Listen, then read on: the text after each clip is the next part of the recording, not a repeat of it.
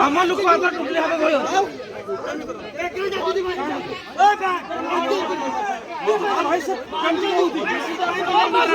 ভয়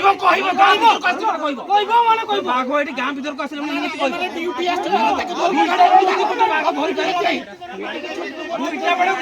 বাঘ ধরি পারল এটি দেখেই আস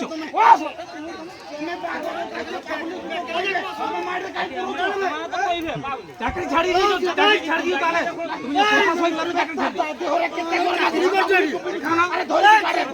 তুমি বাঘ গুড়ি ধরি পারল না